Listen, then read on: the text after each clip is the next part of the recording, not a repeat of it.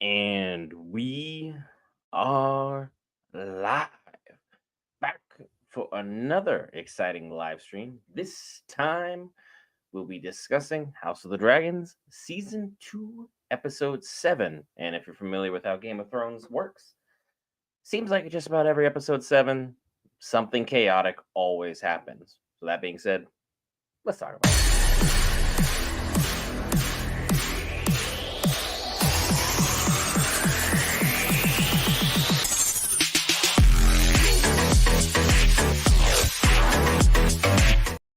All right, guys, Brent here back for Geek Variants, cover all things Marvel, DC, Lord of the Rings, anime, gaming, Star Wars, and more. This time, Max's House of the Dragons. And I gotta say, very hyped for this episode. Last week, we had a lot of crazy shenanigans going on for a myriad of reasons, just because, well, House of the Dragons is just about as chaotic as Westeros has been in a long, long time. There were a lot of visceral fan reactions to the episode, none of which I'm really going to delve upon too deeply. I think people were reading into a lot of weird things that were going on in the show because, look, at the end of the day, trying to figure out how these people's relationship dynamic works is a lot like trying to give your friend relationship advice about their marriage. Play it safe. Don't really delve too deep into it. It's not your business. Don't be that guy. You can be caring, but don't try and read too deep into the show. Because look, Westeros, and especially with the Targaryens, as we all know, tends to get a little controversial in how they have what is considered their normal or standard relationships. So let's not delve too far into that, but let's talk about the small folk. Last week, Rhaenyra's team, huge, huge win. W's all around for them. They went out strongly and intelligently thanks to the lovely master of spies that they have on their team, executed the brilliant strategy to get these small folk to rise up against the House of Green. And to be honest, it works in several facets because look, one, Aemond, while he's a brilliant general, he is someone to be feared when you get into a battle with him. He does not give a single rip about the small folk. Could not care less, could not be bothered to deal with them, sees them significantly beneath him or below him, not worth his time, not worth his effort. Hence why he's definitely gone out of his way to ensure that the small folk are not taken care of. So Rhaenyra, Spy Master, acutely picks this up and does what a great Spy Master does: executes a winning strategy. She executes the strategy to, hey, small folk, I know you're starving right now. Let me send you some delicious, delicious food your way, and we'll tell you exactly who it came from. Just one flag. This came from Team Black. And Team Black now is like, look, Rhaenyra, she's feeding us. She cares about us. She loves us. She really sympathizes with us and sees us for who we are. Hungry, hungry peasants who are being starved out because everyone's decided now is a great time to have war, as we're suddenly running out of livestock. There's a blockade going on in the ocean, and just things are going all the way going in the wrong direction. And like Sierra acutely pointed out, welcome back in the chat again, Sierra. She now looks like the queen of the people. She looks beloved. She looks brilliant. She looks like she genuinely cares about those who are beneath her. Aaron, welcome back. Yo, your boy will be here shortly. He's getting things settled. He'll be right on in. But like, look, it was a fantastic showing for Rhaenyra's side last week. Wins all the way around, unless your name was Sir Stefan, in which case we say a very small eulogy for him, even though also when you're trying to claim a dragon, let's be real here, Sir Stefan. I don't think tiptoeing up to it and then before you get on its back saying, I did it, is the best way of going about claiming a dragon. I think you need to come a little bit more respectfully. You need to come a little bit more assertively. You need to make those intentions clearly known and make those things work out. But as we saw, sometimes I guess that didn't really matter because we saw Adam get completely chosen by a dragon. Like, the meme itself was spectacular. Oh, you got to be quicker than that. You almost had it. He was doing his best out there. He was trying to put his best foot forward. He was trying to help the people. Made mistakes. But Adam gets the huge dub because, like Aaron said acutely in chat, Sea Smoke said, I'm going to make my decisions. I'm going to get mine. Sea Smoke goes and picks her man up and is like, look, this is the guy. This is my dude. This is the person I've chosen. That's it. You guys keep trying to tell me what I need to do. I'm the dragon. I make the decisions around here. If you don't like it, take a look at Sir Crispy Barbecued, Sir Stephen. That's what happens when I don't get my way. We're going to do things this way. And thank goodness she had the frame of mind not to try and make Adam's situation any worse whatsoever. And Adam, just had the moment. I don't remember his brother's name. Will probably come in with that information because he's that guy. He's very, very good with names. It's Adam, and then it's Adam with two D's, and then there's one more. And hey, speak of him, he shall appear. Sir, do you have that bit of information for who Adam's brother is? Because Adam was chosen last week, unofficially, but it's all but confirmed. Especially if you've seen some of the stills that have been released this week. Who is Adam's brother, the one who Corliss was it Adam and Alan, I believe? It was two exceptionally similar names because Adam and Alan. Dragons, yeah, they were just spelled weird. Like that. Adam had two D's, and I think Alan was like AL, like YN or something like that. Yeah, something like that. It was like Game of Thrones and House of the Dragons are notorious for naming people such similar names that sometimes you can kind of get things all the way mixed up. And Sea Smoke literally just flew up to him, and luckily she was as nice as she could be, because any sane individual in that moment in time where a dragon is literally just strafing you and just cornering you, chasing you up a hill into a corner, yeah, that's a bad situation. Thank goodness he was wearing his brown pants, because literally any sane individual would have had a moment where it's like, yep, this is my life. This is how it ends. A dragon is going to make a quick meal out of me. There is very little you can do about it. Because, I mean, do I look like someone who's got like a ballista nearby? Do I look like someone who's going to be able to go toe to toe against Sea Smoke and hope this works out? We just had a knight just get absolutely crispied. Let's just be real. It would have been a really, really quick time for Adam, but luckily Sea Smoke says this is my rider, but also this all but confirms that Lenor, the one who was able to get away and, sneak off with his lover to one of the free cities and just have a good time, living his life the way he intended to without other people's judgment, just likely passed away, because dragons bond with their rider usually until death. Very, very little times will it change from a living rider to another living rider. So RIP to Lenor. He died off screen. He probably lived a significantly more peaceful life than what everyone else is doing, because I don't know about you, Will. This is a bunch of shenanigans, and it is a bunch of madness going on in House of the Dragons. What are you looking forward to on this week's episode?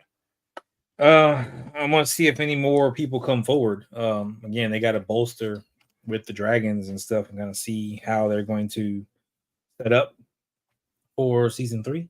How are they going to get into these, fights? There's going to be, of course, a lot more deaths and stuff, which means we need a lot more dragons fighting dragons to kind of weed out everything. Because as we know, we get to the point where there are, very limited dragons, i.e., the eggs are the only dragons that are pretty much left.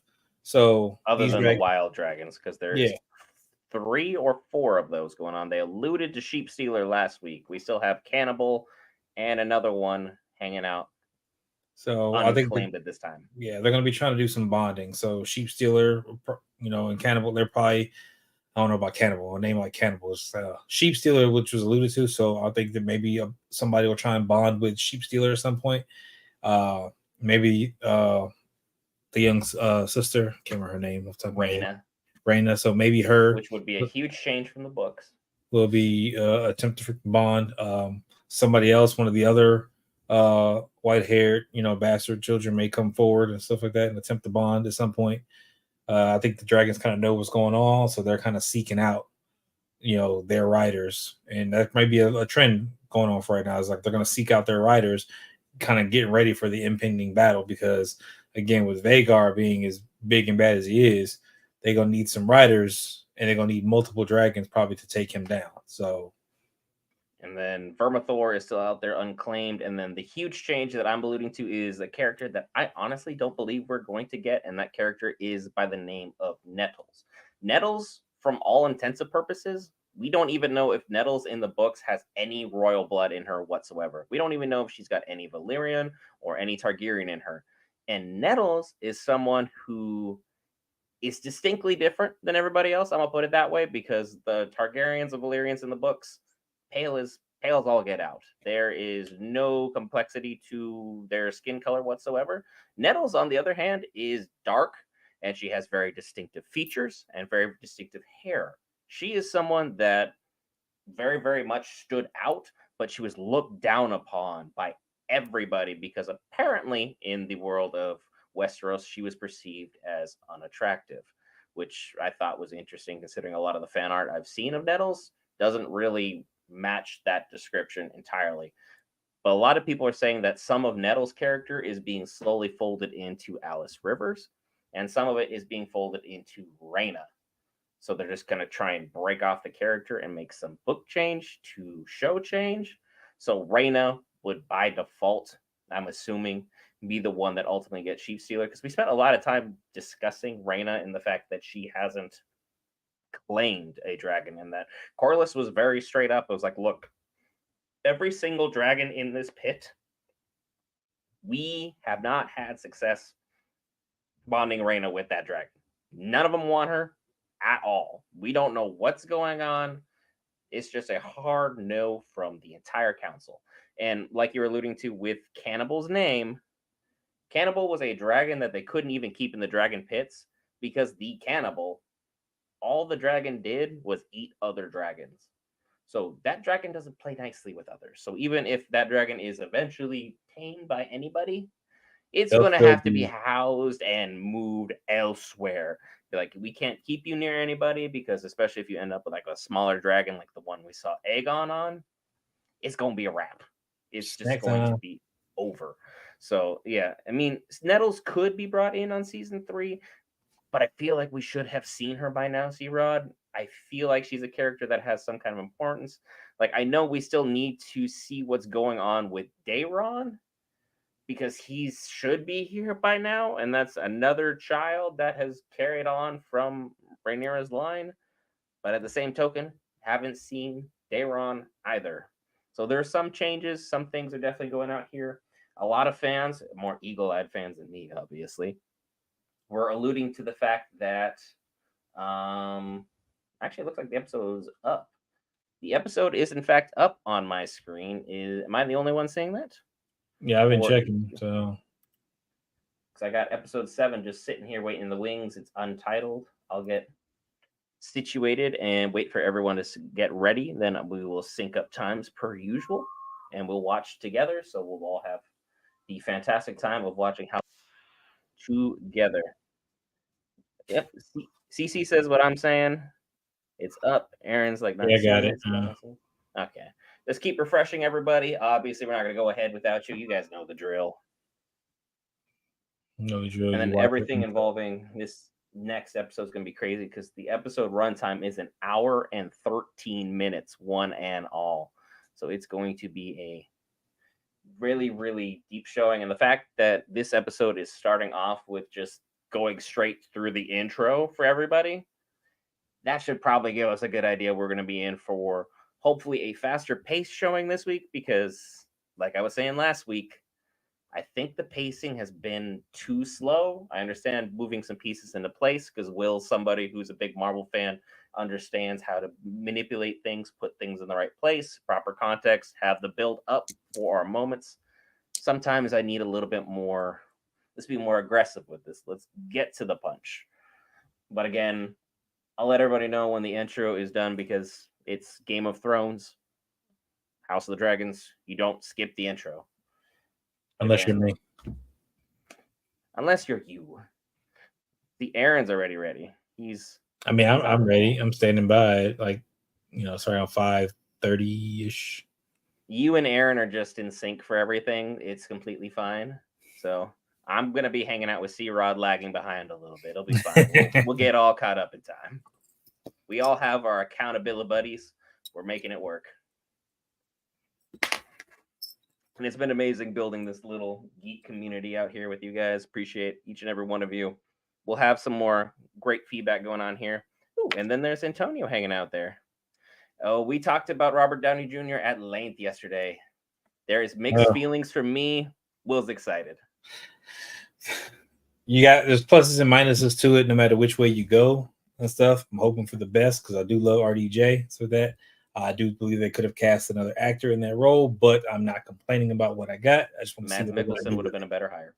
So we'll be waiting to see how they go with it. How we look? 5:34, everybody. Yep. Go ahead with your prediction, Will, while we get everybody caught up, because now I got the 5:34 marker for everybody.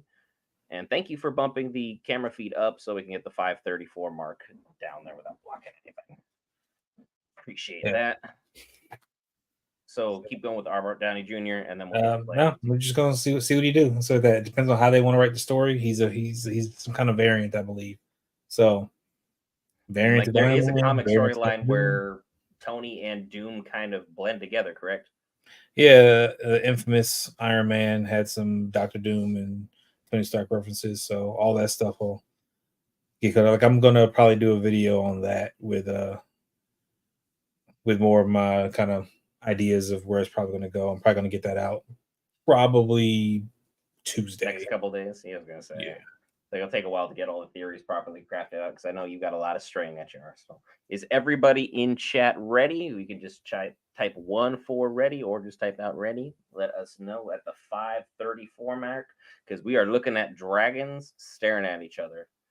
So we are ready to go. I went through the intro, C-Rod. Aaron is ready. Just waiting on C-Rod at this time. No, SE is ready as well. So we are good to go there on that front. That is fantastic. Welcome in. Sorry if I'm butchering that name, by the way. I do apologize. Right. Rick is ready to go. All right, C-Rod, you caught up. You guys start ahead. All right, C-Rod is giving us go ahead. Let's start this up. Look at these dragons just making friends with each other. It's like the most dangerous version of horses you could ever have. I mean, they're housed in the same thing, right? And Rhaenyra looks very upset. She looks like she's like, who are you and why have you just claimed a dragon? And Sea Smoke is going to protect her new little rider there. And she'd be like, yeah, I don't want to get too close to yours. I like mine better.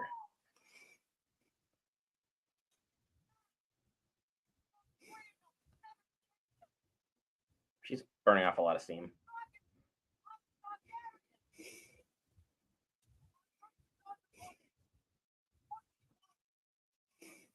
What do I want? There you go. Hey, there you go. We're making friends. That's coming correctly. This is, hey, I want nothing but to serve. We're good. I have no beef.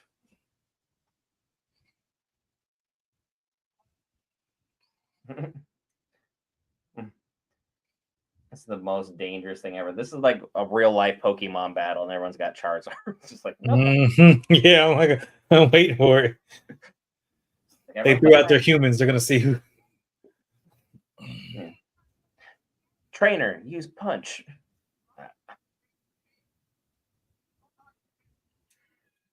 Yeah, he's like, Sea Smoke's like, yeah, I just took this dude.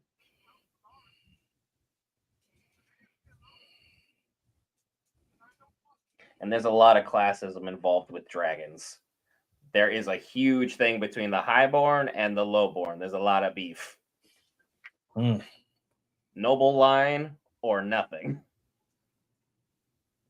So he's doing everything perfectly. She just has to get over her issue.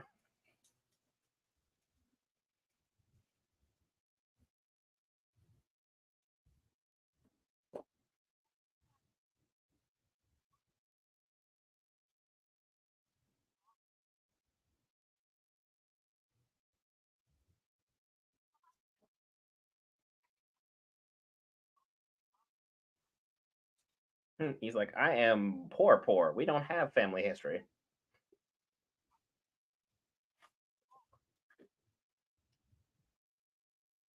I think she already figured out that Corliss had something to do with this, but we haven't gotten like Yeah. full confirmation.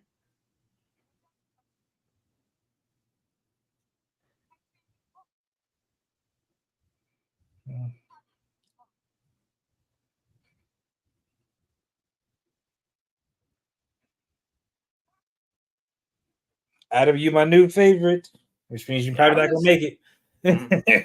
Adam has a huge step up, though. I'm happy for him. I like the underdogs. He deserves the step up. The fact he rode his dragon here is like, that's a thing.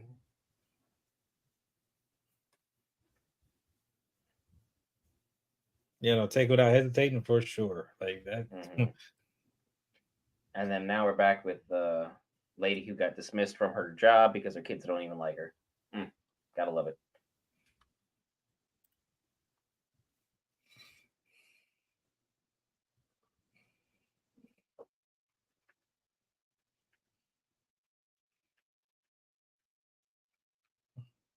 Where's your daughter at? Nothing is clean here. I mean, you're out here showing your feet on Feet Finder, so I don't know what to tell you. So get it together, girl. You're better than this.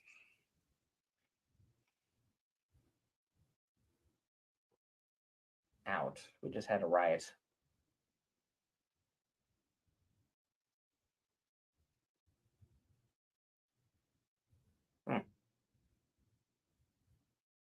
He's like, oh, great. I got the worst jobs. I know, right? Like, dang it. It was my day off.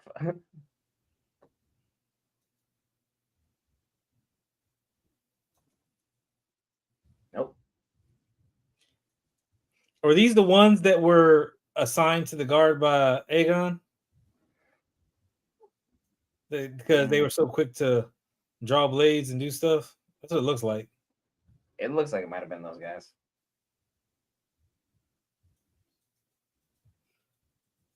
Yeah, that'd be Aemon getting rid of them because he already said that they were just assigned by Aegon because they were his friends and he needs to get more people. Gave them jobs and stuff.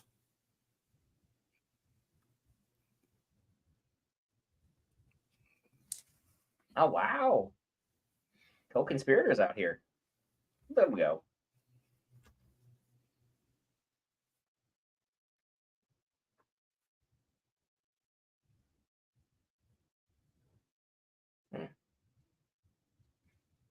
Yeah, Amon's out here delivering a speech that no one cares about.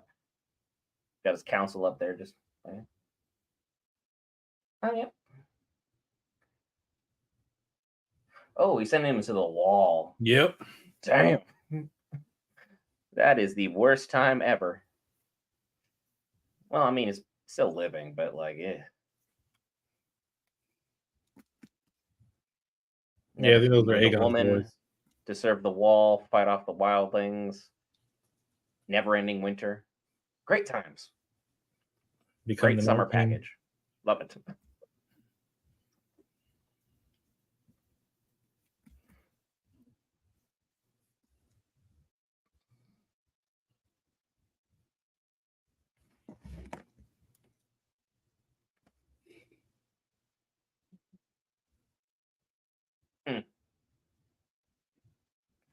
Man, I can't remember what's his name. What's going on? That guy, freaking the. I don't remember his one name, but talking. he's quite popular with the ladies in the books.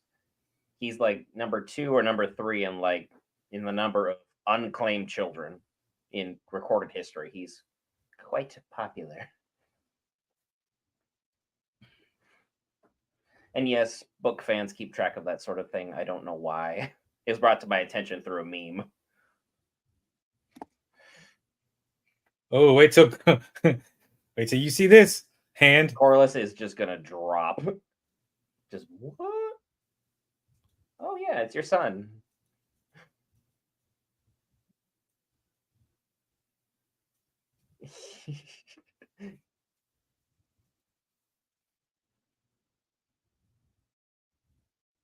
Someone slap that guy. He's still talking in his mouth. That's right. No.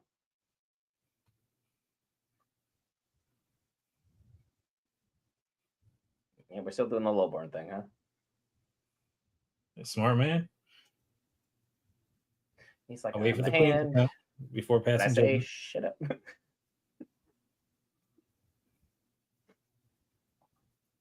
No, of course.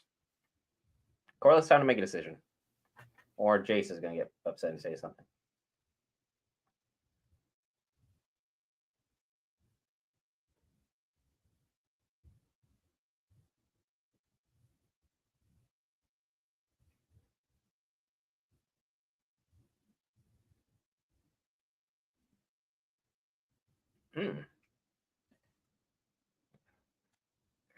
No, no links. No links.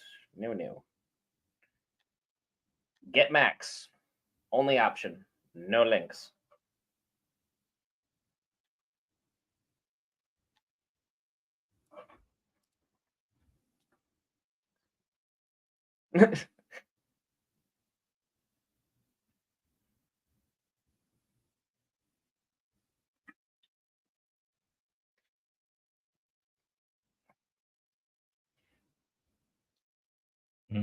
There it is. She's got all the gossip, all of the information. 4 score. That's freaking 80 people she knows of. Mm-hmm. She's a very good secret keeper. She was a great hire. Still don't think they're going to talk about their moment, though. Went right back to business like nothing happened.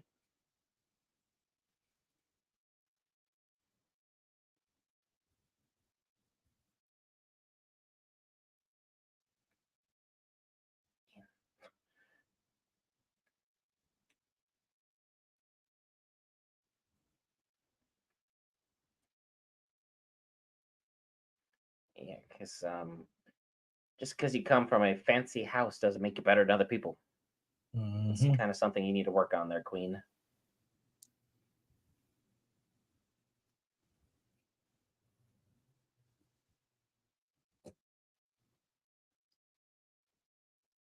Oh, she's spitting, Aaron. She's spitting. She knows what's going on. She's like, look, you need to widen your worldview entirely here. You are way too narrow-minded and Targaryen and Valyrian only. Blood is blood.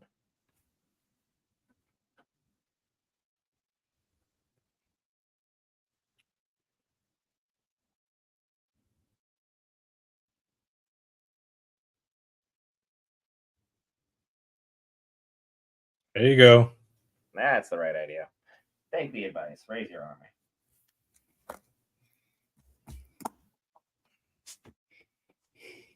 I really wouldn't call him that, though. I don't think that's good for the morale. Here we go. Hey, Dad. What's up? Remember me?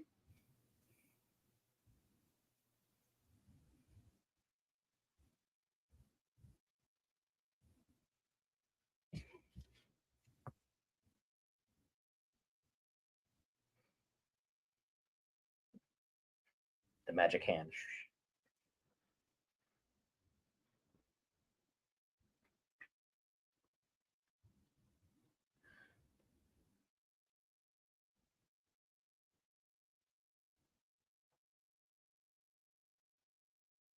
You want to talk about it? Oh, Corliss. Well done. Just say it. To be like, I know who you are. That's all you got to say. Oh, so he's not claiming him.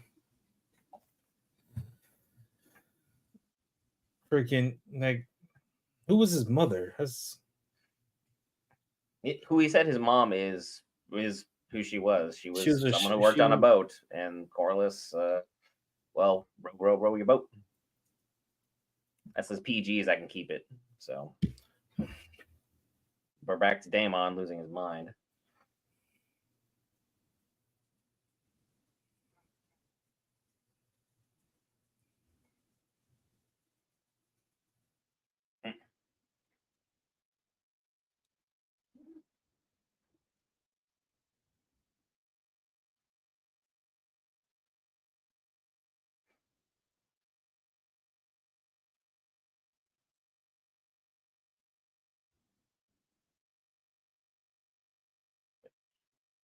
Like, give me my army.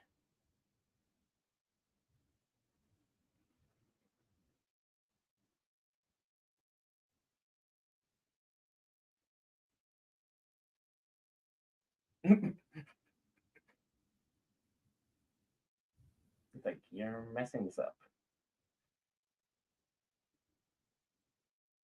Be careful what you speak.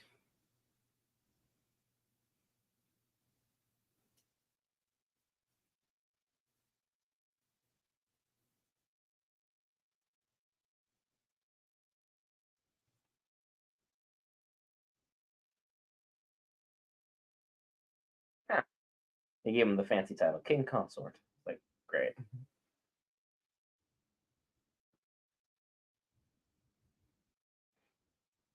It's like, we don't really like you that much, probably.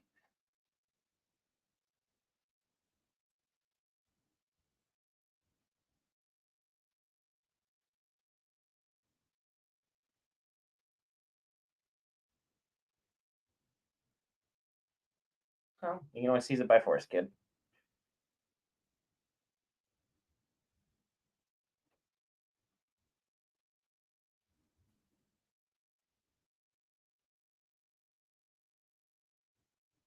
Yeah, I'm not really sure I want an army that hates me.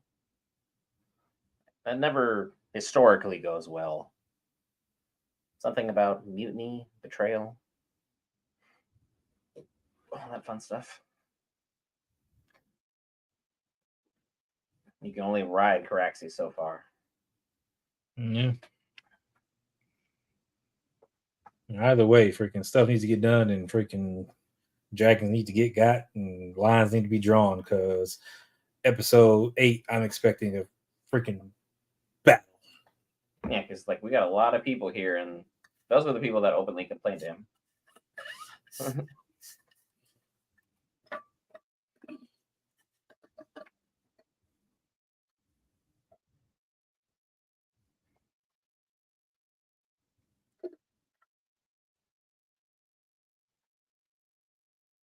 And that's kind of a huge promotion for this kid.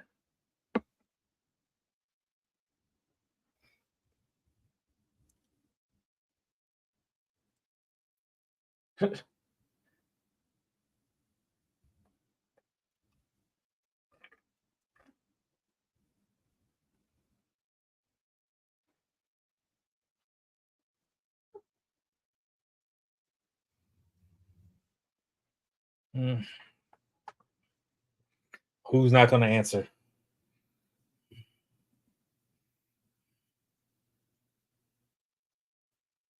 I wouldn't have phrased it like that. I would have said Rhaenyra.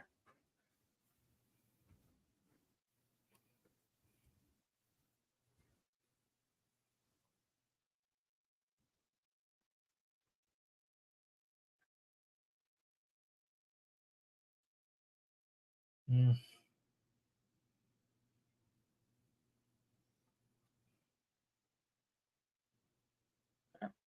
Mm.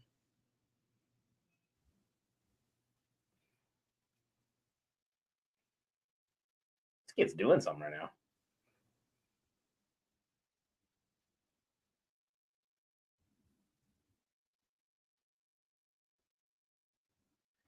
Hmm.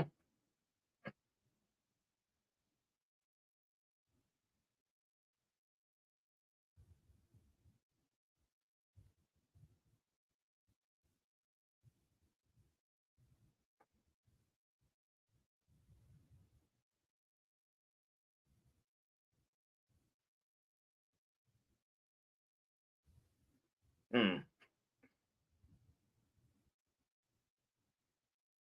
He getting a little bold. He getting bold when he got his people out there with him. He's flexing on right now. This is that kid that's bullying you in Fortnite.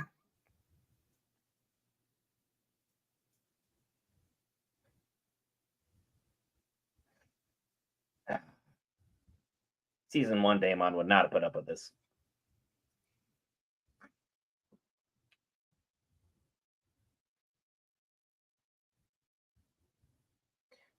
I wonder if he's like bad mouthing him because he's trying to make everyone else just follow his lead. He's letting them know where he stands. like as on a personal level, but also on a royalty level.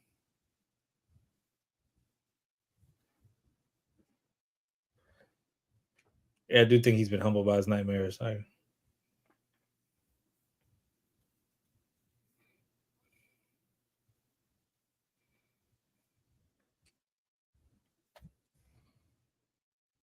Yep.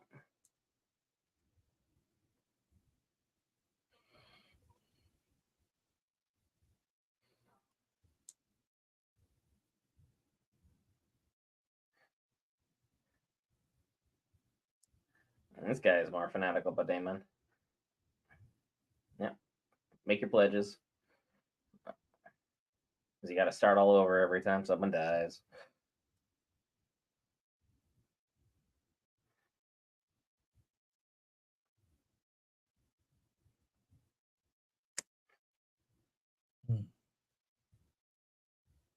He's like, I don't know the rest of the words, probably. But what? Mm.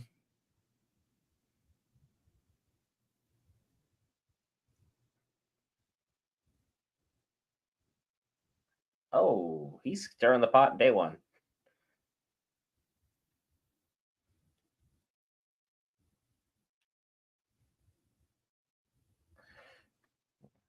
He is just swinging it on the table right now.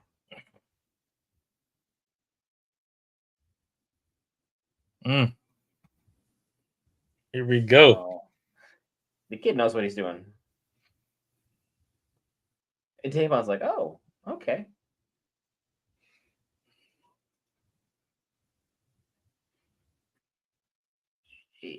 Damon's like, I want my army.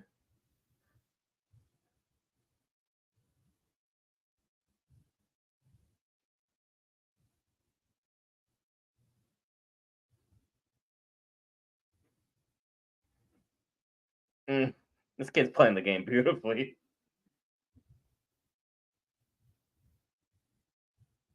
Yeah. Yeah, he's young, but he ain't stupid. He played the game. He played the Great. game. No links in Well. chat. Goodbye. Do not do that. Yeah, he's going down. And Damon's like, I will be king. It's fine. We're not doing this. What? Quick, fast, in a hurry. Hear that? He wanted to make sure that his intentions were well placed. What is with the fact that we keep getting this goat in the hallway? Someone needs to put you back in the pen. Just away. Well, I didn't know Tom Brady was making guest appearances. I'm not falling for that clickbait. It's for you, Brent. Oh, he's tripping out again. Yep. I know he wasn't done. Anytime we have Patty back, though, I'm happy to see Patty Constantine here. Bad King. Great actor.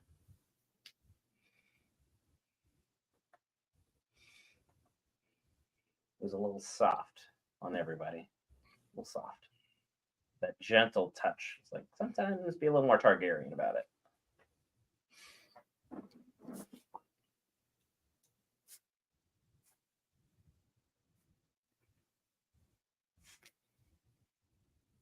Oh, they brought him back at his worst too.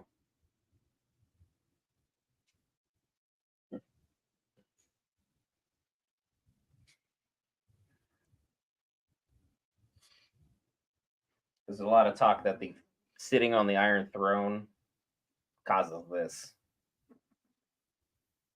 Because you get stabbed by it because it's not smoothed out like a regular chair. So you keep getting stabbed by old swords, which, has Lord knows what on it.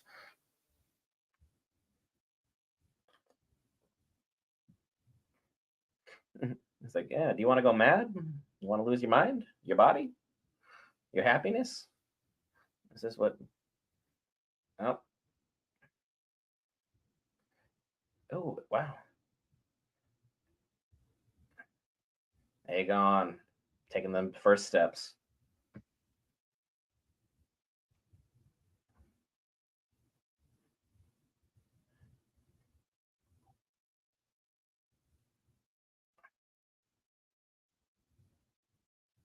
He looks like he's aged like 30 years just because of the burns.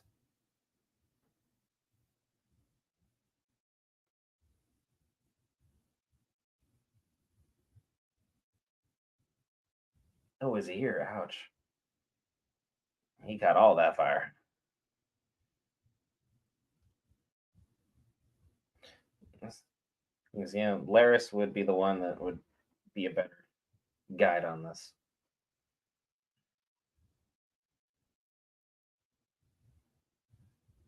Because we know half his body is just wrecked. Beyond singed. Like, he was a terrible king, but like, I don't think anybody deserves this. This is the depravity of Amon. Oh, you want to make fun of me while I was hanging out at my house with my lady? I remember. Yeah. I mean, I've seen these type injuries. I was a firefighter for so long, so like seeing this stuff and the amount of pain that people go through with this is ridiculous. Like I've got a few burns, but yeah, not to that severity. Oh yeah, Valeris is definitely sliding his way in, Aaron. Definitely, he's working his way up, and then I would definitely try and do like at least a half mask, kind of like Deathstroke kind of thing, but solid gold. I want something that's intimidating and gives that powerful image overall. Turn your weakness into strength, kind of thing.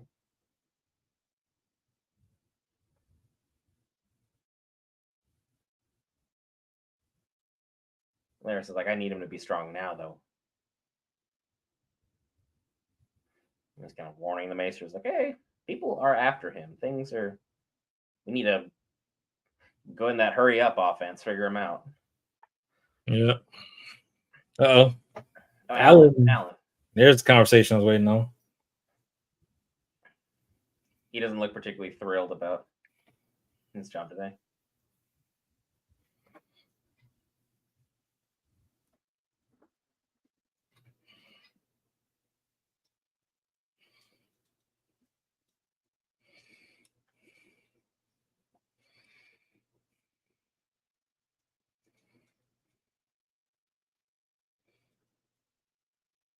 Corliss is just doing great work out here.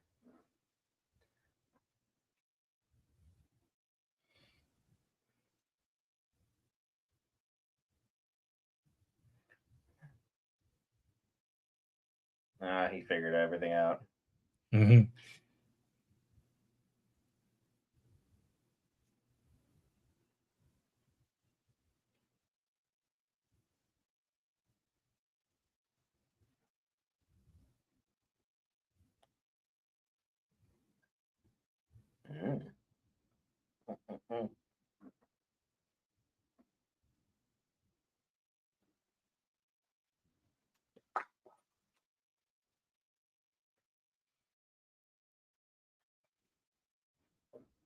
Mm-hmm. He's like, I'm very happy with my job. I don't want to do any of that nonsense. Yep. You guys go play dragon.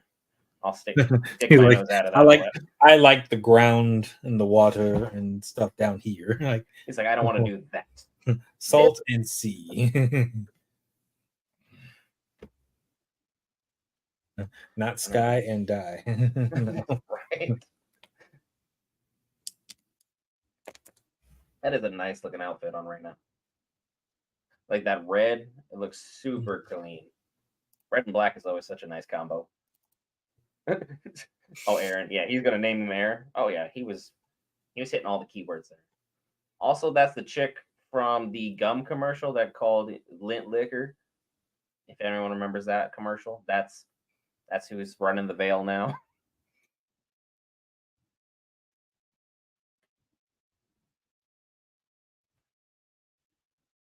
I think we're getting that Nettles moment. I think she's curious what's been hanging out around the Veil. Because if you're looking for sheep, there's no better place.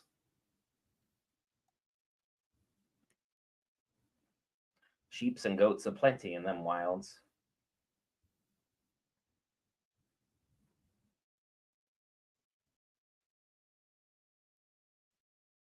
Is Reina gonna truly get that promotion we're all hoping she does?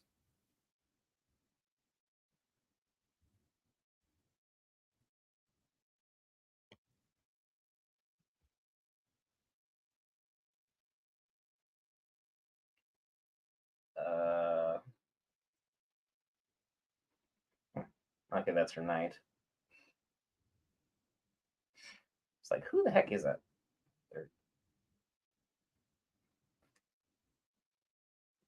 I'd be wearing that armor though.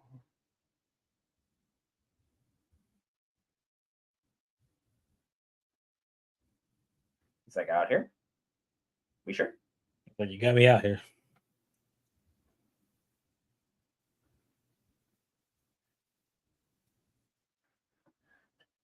And he's like, damn my oath. I promise to always protect. But out in the wilds, outside the gate, when people be hungry, looking for money. Oh, wow. Jeez.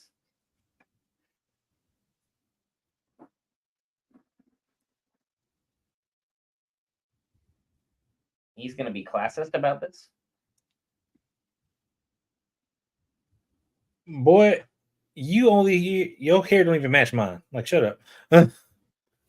Like, sir, you are just as much of a bastard as Adam is.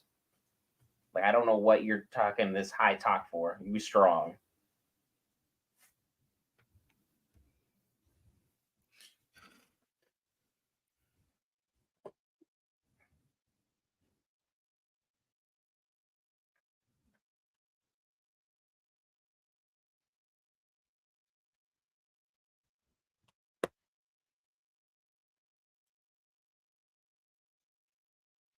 He,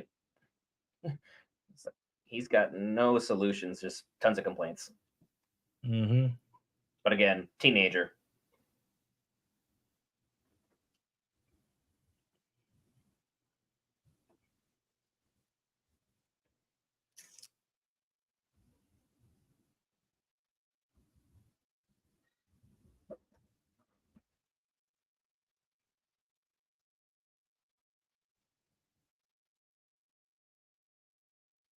Are we having some inadequacy moments here, Chase? Yeah, seems like it. It's like, does mom need to come up and, send you off to bed? Oh, he wants to talk about it. Mm.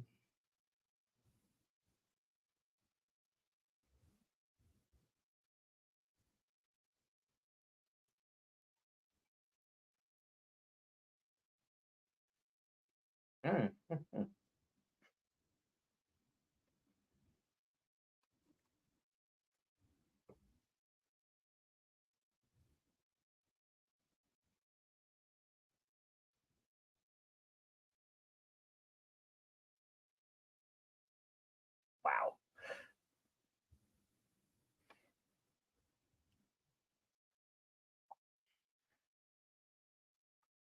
Tough issue here.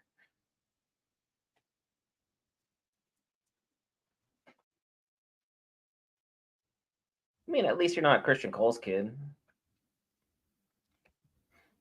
Don't get me started. Don't get me started.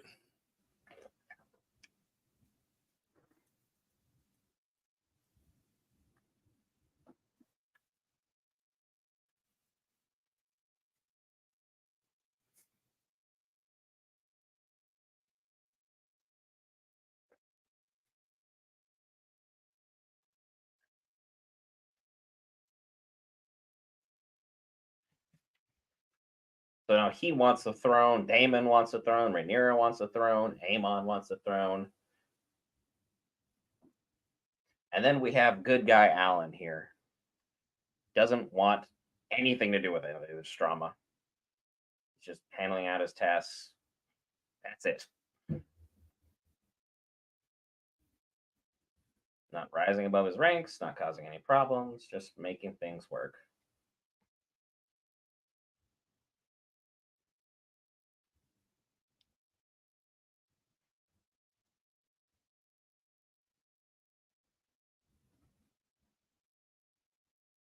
Have a nice little spy network set up in King's Landing. Mm-hmm. And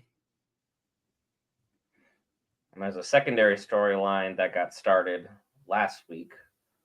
Interested to see if that theory comes to light.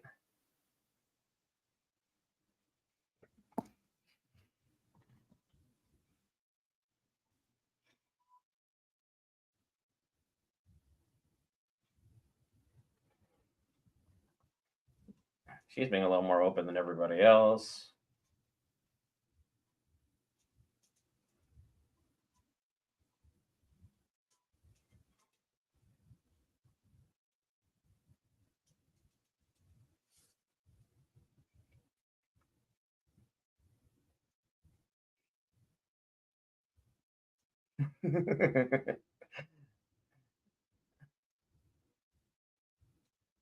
He's like, oh boy.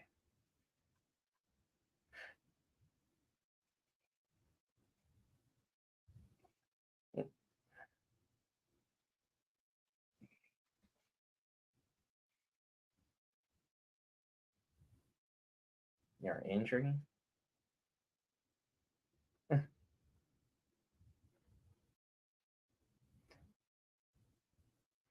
Because there's a lot of Targaryens running around right now. The boy's been busy.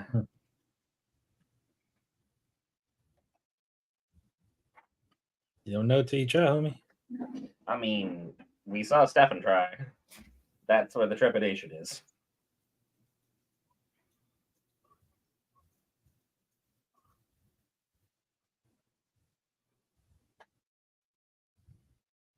It is a once in a lifetime opportunity. That's the only positive on it.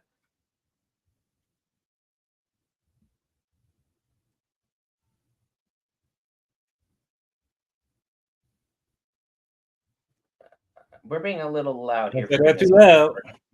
Yeah.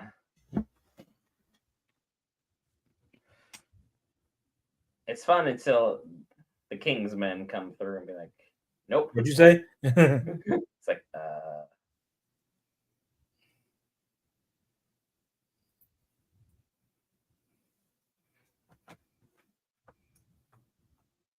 he's like, yeah, this is names. straight up my calling.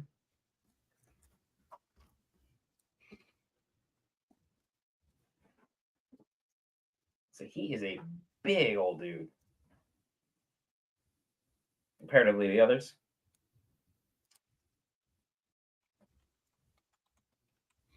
Corlys has forgotten a lot of things. Corlys has been busy.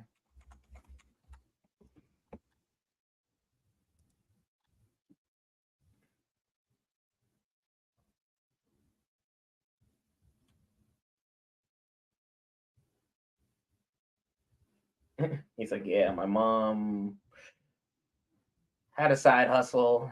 From the side hustle, I showed up.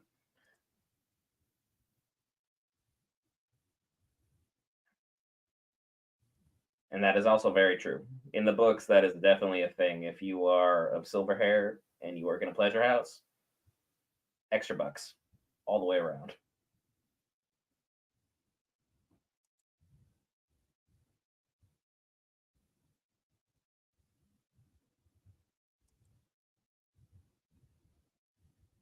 This guy's on the come up. Boy, was I wrong about him being unimportant. You saw it. You called it. I was 100% wrong. I entirely forgot about this third storyline pushing through on everything.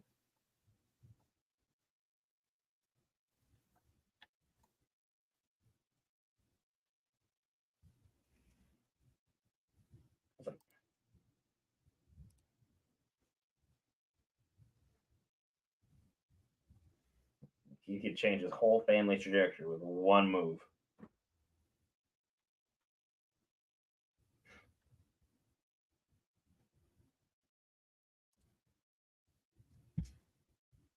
But she's also seeing the big picture, just straight up being like, yeah, you either become a dragon rider or you die in the trying. That's it. But also, I thought the gates were closed 2 episodes ago. So this spy network got built and executed quick. Oh, that's a lot of people.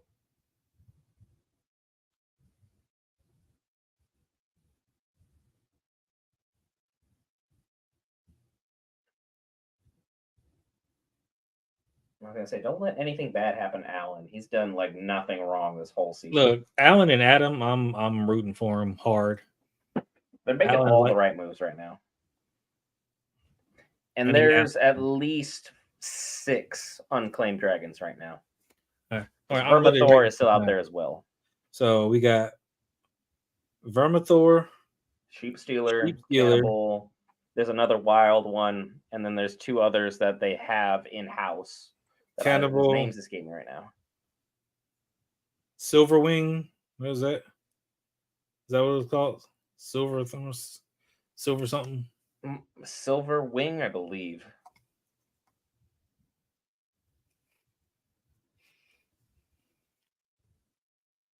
This is weird camera work for Allison. Like, is she supposed to be like trying to wash away the sin she's committed, or it's just supposed to be weird? What was it? Because like her dad caused 90% of her problems. Oh yeah, but whenever she could have fixed things, she didn't. Yeah, he's coming back to be the hand, right? Or that's who Amon requested. That is who Amon requested, and we haven't heard back from Otto yet officially. Vermithor, Sheep Stealer, Cannibal, Silverwing. Those are gray something. There's a bunch of names of the dragons, and to be honest, I'm not always the ideal candidate for remembering dragon names. Alice didn't do anything but say she's wrong. I mean, yeah, because all she had to do to Rainier was like, look, I was wrong. We can try and fix things, but the boys would have still been boys, and this moment would have been pressed forward regardless of what we have going on. Oh?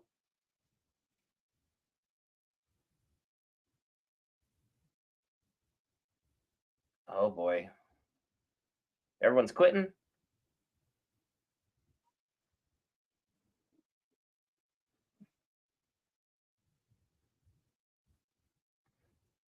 Because these people work for the dragons because they believe the dragons are gods.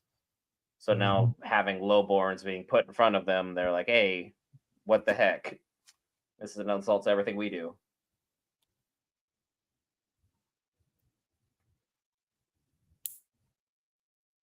But also we know that Jace was the one who probably delivered this message. She's like, guys, where are you going? So now they got to figure it out on their own. Which is extra worse. Because you can't just use another dragon to calm another dragon. It does not work that way. It's like bringing up a riled horse in with a bunch of calm horses. Now we have a bunch of riled up horses.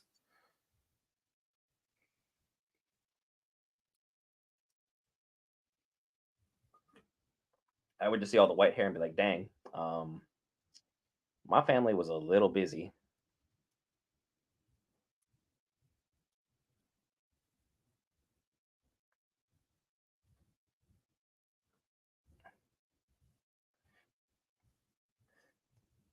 Because Daemon would also be in the same camp of Jace as being opposed to this. Well, he ain't here, is he? No, he's doing other problems.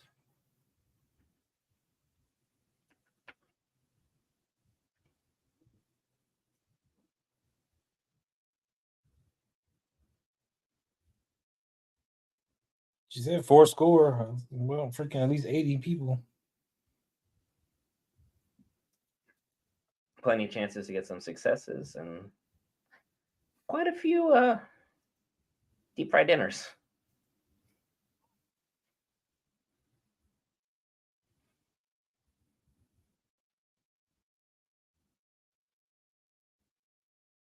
She's like, you better be dang sure when you go down there.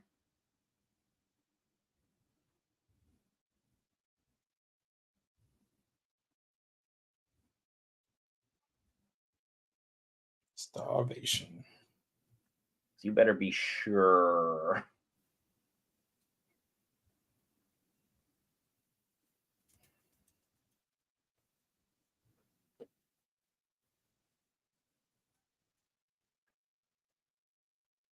Because this is basically trying to sign up for the dragon military. Mm-hmm. Good luck. We only got 2 slots. Mm-hmm. Only got so many dragons. So let's figure it out.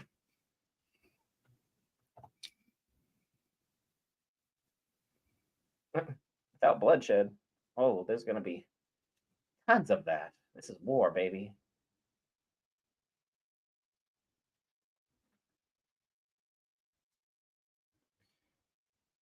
Because we are hoping for a quick choice to work out.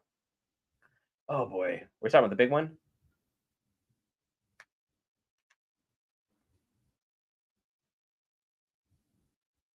And the most Who's cruel. willing to?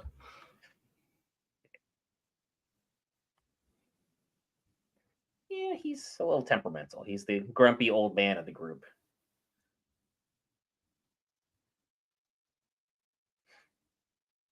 Because and he's like, be careful, step behind me.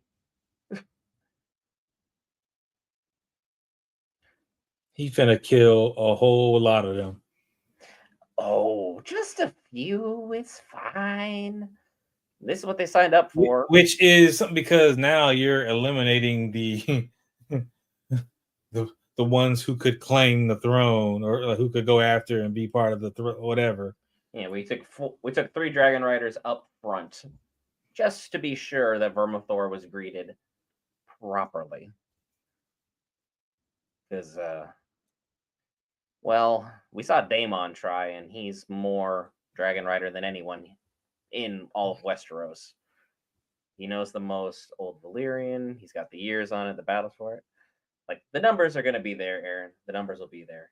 Unless the right person steps forward immediately. If there's 80, 78. Yeah, because Vermithor is grumpier than the grumpiest old man you can think of. Now, so you better send the right person. A few are going to run. A lot are going to die. If they run, one's going to bond. Who's it going to be? Because I'm going to say the pacing of this episode is 10 times better than everything we've seen this year. Oh, there's the wing. Hi. Hello.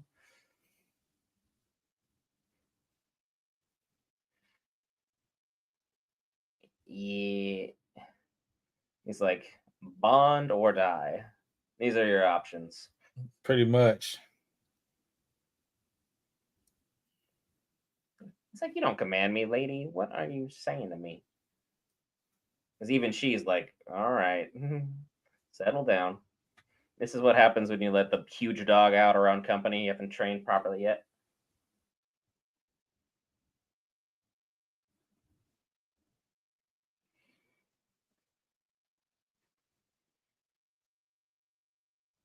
He's like, I do not tolerate you telling me what to do. Oh, are we going this route? There we go.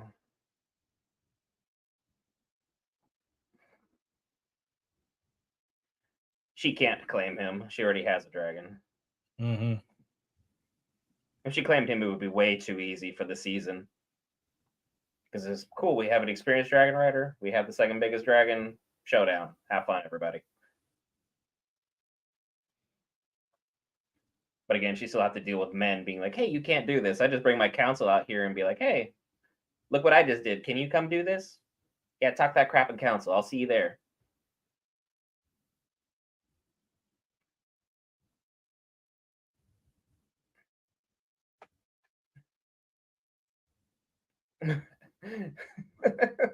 The entire line is nope. Me, I go. I'd be like, yo, if I'm here, I'm doing this. I'm going out with a bang. We have someone who's actually stepping forward. You're way too uncertain. You're done. Nice knowing you, sir.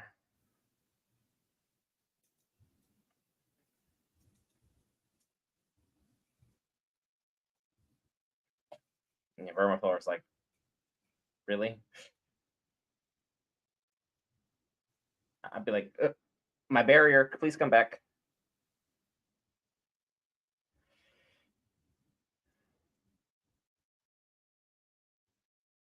Yeah, this seems very, very cold. I mean, Daenerys is Daenerys. And technically, if we saw the final season, Jon could have claimed one. Just put that out there. So he does kind of look like the Wish Old Aemon. and He's got the that other same guy, thing the on him. bearded guy, them two, they're gonna get dragons. I don't Why know is when. everybody stepping forward? We need to be careful about how we do this. Because he's not feeling it right now. But he's dead.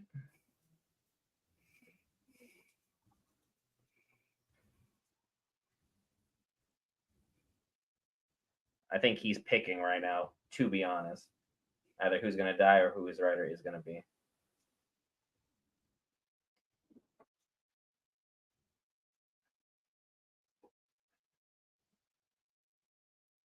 He's like, I do not like the guy in front. Is he burning him or going to eat him? He's gonna cook him. I mean, you've got some cooked. stones, but yep. I told you he's cooked.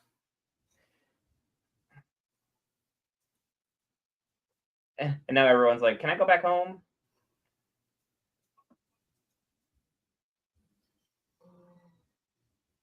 But also, dragons show flames to everybody that they're testing. So this could be a way of seeing who's going to survive. Oh, he's not. Oh, we're losing a lot of people right now. Oh, he's got that one.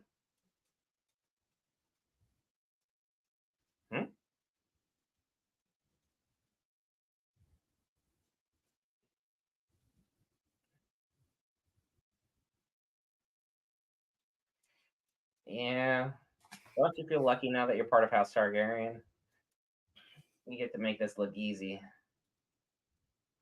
As opposed to going through all this. No, it's not over.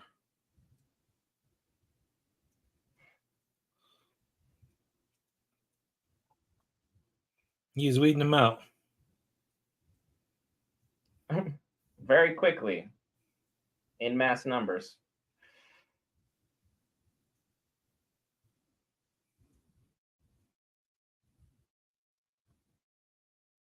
He's still kicking.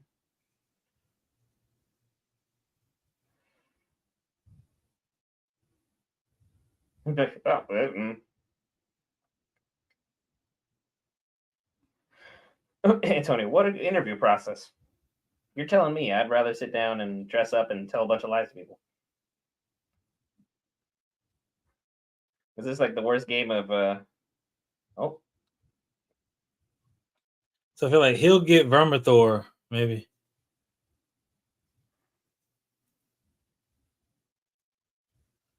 Well, we're just losing people in mass numbers. Oh. Vermithor's eating good today. He's like, shut up, but don't scream. What are you doing? I want to scream too, but like, let's not do this right now. If only they taught some of these people like actual Valyrian, might be helpful.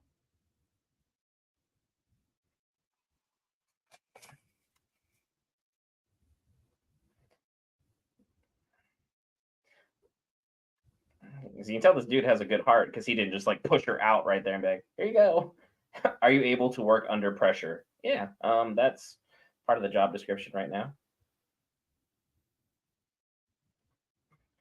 Because this is a very tense interview.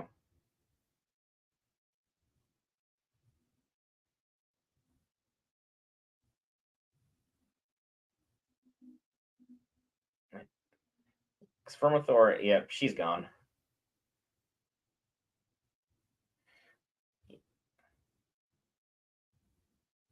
Wow. For somebody you don't know. This guy out here. He's showing bravery. And Vermithor's like, hey, what?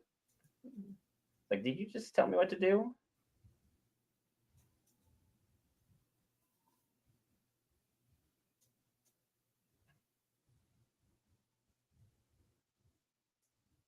Yeah, come on. This is the worst game of chicken ever.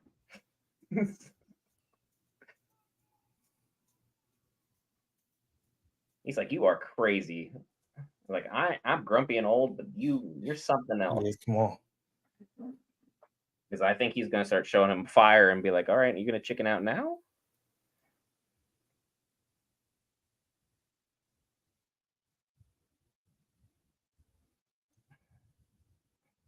Rainier right up there's got to just be tickled, just be like, come on, this exactly. Is he's willing to die. He's got, as I'm saying, he showed bravery, and he's willing to freaking to do something. That's gonna solidify it right there. Come on. Or they give us a middle finger right now because we're all feeling the exact same thing. Like this is either way, he's got him to hesitate. That's saying way more than enough. Yeah, he walked right up there and he's just like, boop, touched your nose.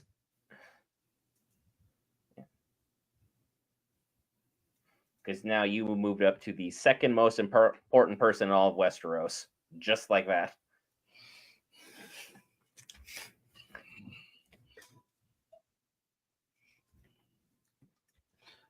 Now you have to take the ride. Because you better hope that guy's loyal, because he just got something that's a little bit more dangerous than what you got. And then he's gonna run into the other one. Who else is still in there? We're gonna find out. Yeah, because it's like you should have seen that smoke and thought, nope.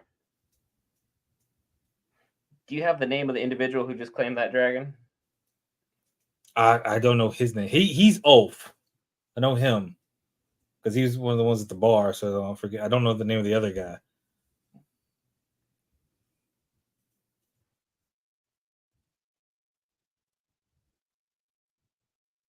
You don't see the wings right there, homie? No, I think he's kind of like a perfect camouflage thing until the very, very last second. And, oh. Time to turn around. Hello. Is that an egg? Those are 2 eggs. Did he step in an egg? He didn't step on one, I hope. I'd be like, oh, come on. Like, all the days to have. You think you got a bad Monday coming up tomorrow? Sheesh. What color are your wings? Is it?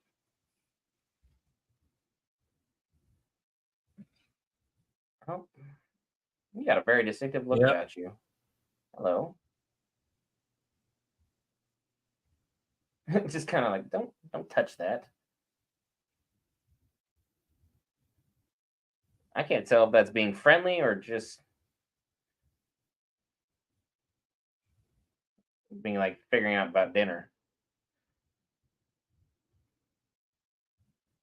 Yeah. Wants to eat you now. It's already Riders. It is funny how quirky these dragons are about picking the people that they're with. Because like Sea Smoke scared the crap out of dude. Vermithor just wanted someone to yell at him and be like, "You obey me." And this dragon's just like, you found me. I guess we'll figure this out for now. Try and make it work. I don't know. Maybe.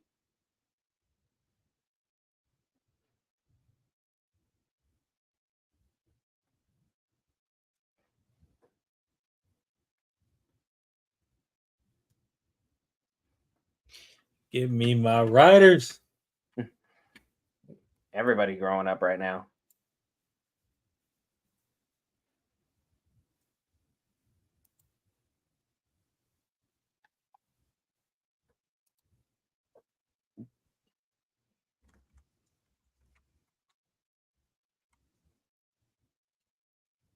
Dragon.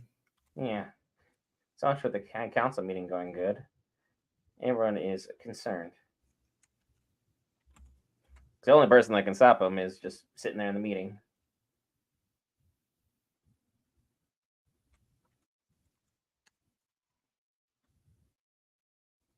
I don't see anybody on that. Oh, there is somebody on that dragon. That was the dragon from the pit. I think we have a traitor on the side.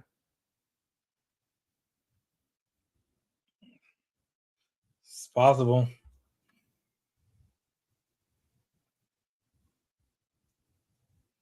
Ulf with the absolute glow up for himself.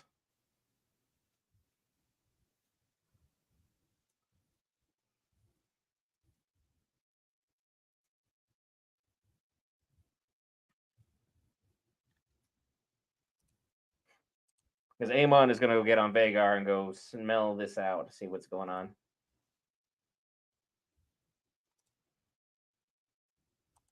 God, that's a big dragon.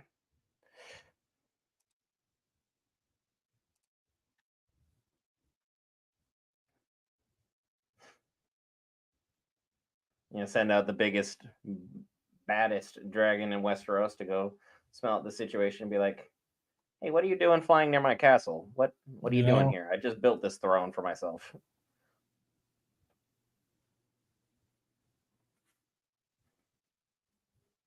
Because we could have a traitor from Rhaenyra's side already joining Team Green. Yep, he's telling him, "Do not eat them. Do not attack."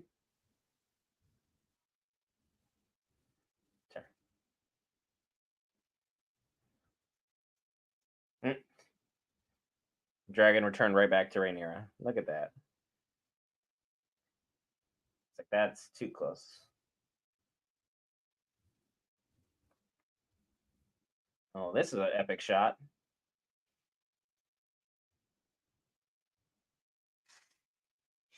The army is amassing for next week.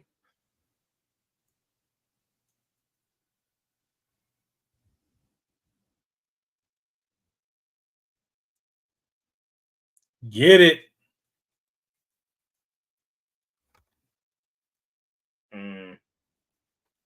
Fan freaking tastic. Another.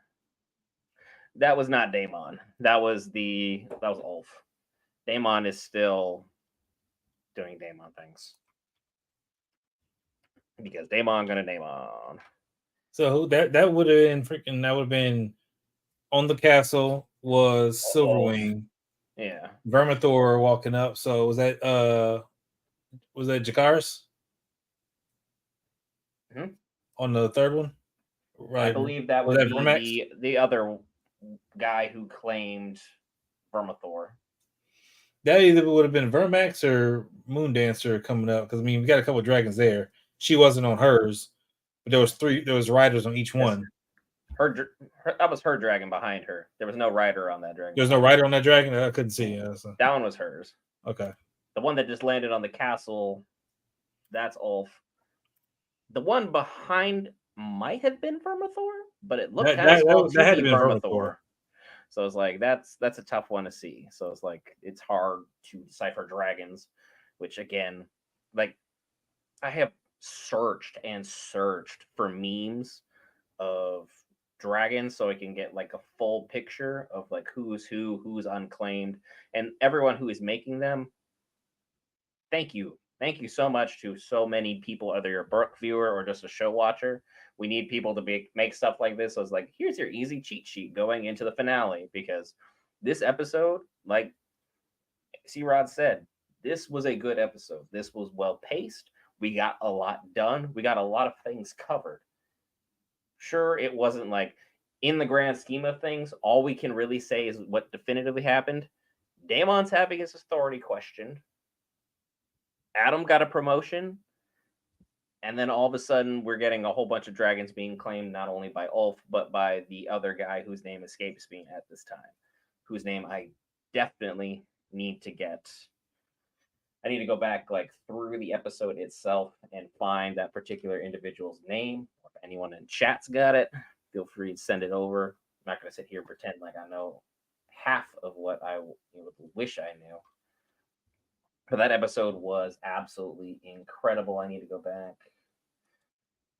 Not that far back. I need to skip through here to where we had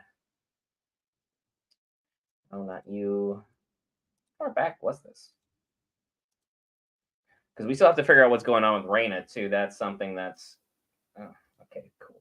I need subtitles on for Yeah, this. so that was Hugh and Ulf that just claimed dragons. You took the words right out of my mouth. That was exactly who I wanted to look for. So Hugh has claimed Vermithor, and I'm sure his wife will be absolutely tickled that he has now just claimed himself as the second largest seat in all Westeros. Because, like, in terms of size, those two are up there. They are very old dragons. They are very powerful dragons. And if you've read the books, you know they play some significant roles moving forward. But at the same time, I'm not going to spoil anything for those who don't know. Just know these dragons, the fact that they've been such a slow burn, things are going to kick into high gear here shortly. The Greens' biggest weapon is Vagar, but they do have other dragons. They're just not of the same size and strength as Vagar is. That's why everyone is just so worried about Vagar because sure, you could have like 8 dragons try and team up against this one. You're still going to lose probably 4 or 5 dragons of the smaller variety unless you have a very, very experienced rider make things work. And I'm not talking about Rhaenyra, no offense to her. She's an incredible rider, but you need someone who is more battle experienced on a dragon. And the only person that we know of for the Team Black who's got that level of experience is currently tripping balls being put in his place by a 10-year-old over there at Harrenhal. So He's 12. I mean, I don't think it makes it that much better, but I mean, that's the difference between what a 6th grader and an 8th grader. Either way, it's still not what you would call a winning position as a man, where you can have a 10-year-old or 12-year-old be like, "You're going to do things my way. We're going to make this work. You're going to make sure you end this individual who's been causing all these atrocities in your name, so you can get my army." Even though I don't like you, I'm just doing this because I believe in loyalty and the oaths. And unfortunately, my grandfather swore an oath to Viserys. So here we are. I'm stuck with you. Let's make this work. It's definitely an unhappy relationship, but one that Daemon is now going to be forced to make the most of because he wants that shiny, shiny crown that, as if you've ever watched any Game of Thrones, you know that if you put the crown on, your life expectancy goes down by about 2 decades at minimal. So I know life expectancy ain't great in Westeros, and their universal health care is terrible. But you know, life expectancy is going to be just going down here. This episode was easily one of the better episodes we've seen this season. The pacing was significantly better than everything we have seen thus far. I'm very, very happy with what we've seen. Feel free to put your feelings in the chat. We have one meh so far, as far as the episode is confirmed from one of the Targaryens himself. Nice of you to break off from the war and join us, Fletcher. But personally, I enjoyed this episode. I'm sorry you had a kind of a meh. I would love for you to elaborate on why you felt it was more of a meh than anything. Because, I mean, in the grand scheme of things, like 3 things happened in an hour. But at the same time, the level of intensity in which these things were happening and the ramifications were given the proper level of significance to it. Because if it was literally you just walk up and boop the nose of the dragon that you want, I mean, I don't think that makes for great television or great dramatics or theatrics or anything pertaining to it. But I could be off my rocker here. Will, what's your thoughts on the episode overall? Overall, I think the episode was pretty solid. I think that with them setting up for the big dragon battle that's coming up at some point, you got Vagar. On what side does Helena? Helena has a dragon. Helena has a dragon, Dreamfire. Dreamfire, right? So we got Vagar, Dreamfire. Sunfire's been taken out. So there's at least 2 dragons on that side. And then you got what? Cyrax, Caraxes, Vermax, Vermithor. and Vermithor, and then the last Silverwing, dragon whose name I don't know. Vermithor, Silverwing, Moon Dancer. Like Yeah, they've got numbers right now. yeah. So they got numbers. Vagar is going to take out a couple of them before he goes down, if he does it at all. So I'm like what I'm saying. Again, the buildup is there. Next episode finale should be off the chain. So I understand getting the meh right now. I get it. Understand you wanted more, but this was to get the setup. We had to get all the pieces in place. These people have to learn how to ride quickly, learn High Valerian quickly, and be ready to go because it's not hidden anymore. And I think that's one of the reasons why, Silverwing was flying over everything so like that. It was trying to get this rider get him going, get him used to what the ride is, had to take the first ride. But now it's not a surprise. And I think they're going to force Amon's hand. Amon now knows that they have dragons, they have riders for their dragons.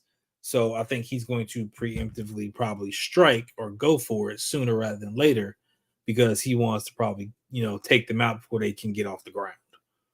Yeah, and then it was like as C-Rod said in chat, it was a much needed episode, which you guys seem to be singing the same song as far as that's concerned. Sorry, got some there. But like as far as everything was concerned, this was a much needed episode. And then like Antonio said, yeah, it's obvious that two people are gonna get chosen. That's the only obvious thing we had. But again, this shows the difficulty in the vetting process. But also the funniest thing about this, literally, Ulf could have ended this war. If Ulf just flew to the Red Keep, shot Amon while he was at the window, bada bing, bada boom, everybody goes home. Ulf gets a big old promotion to Lord of whatever the heck realm he wants because who's going to stop him because he's got a dragon. And that's it. Nice. All right, we're done. Move on. Let's go. Season 2 is the end finale, right? That's literally how easy it could have been.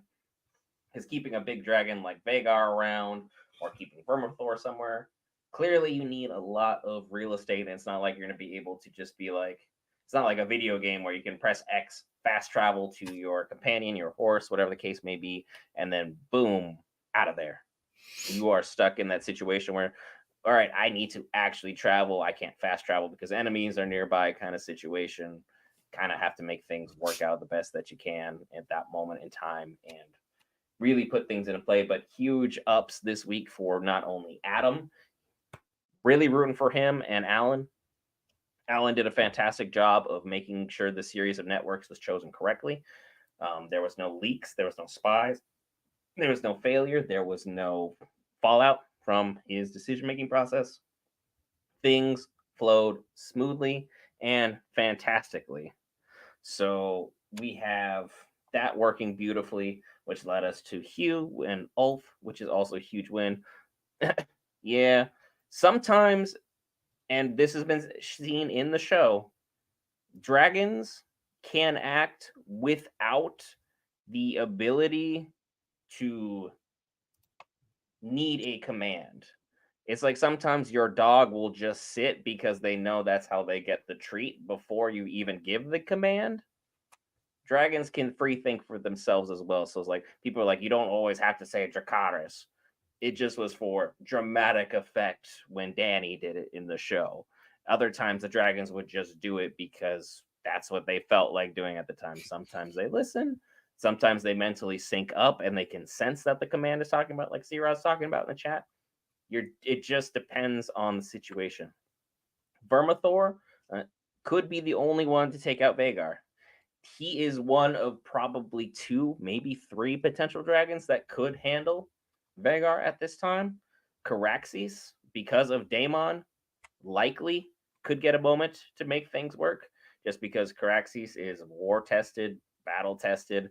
That long neck would be a significant problem, and Vagar is so large. If he's able to get perched properly on the underbelly, he can make things work. But again, I'm not saying he's going to get out of this like, unscathed or he's going to be able to live past this battle. It would just definitely be a one-way mission to put things in perspective. Vermithor can change the tide of the war significantly.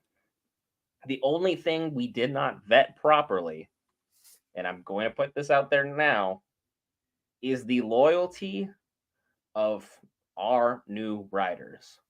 Both Hugh and Ulf, we don't know where their intentions are.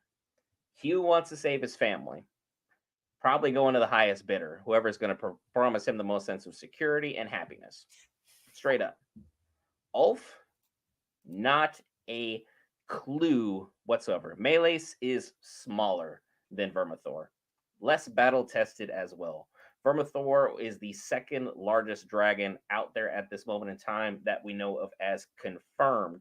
Cannibal is definitely going to be up there in terms of size, though, so that's something we're going to be seeing in tons of everything going on.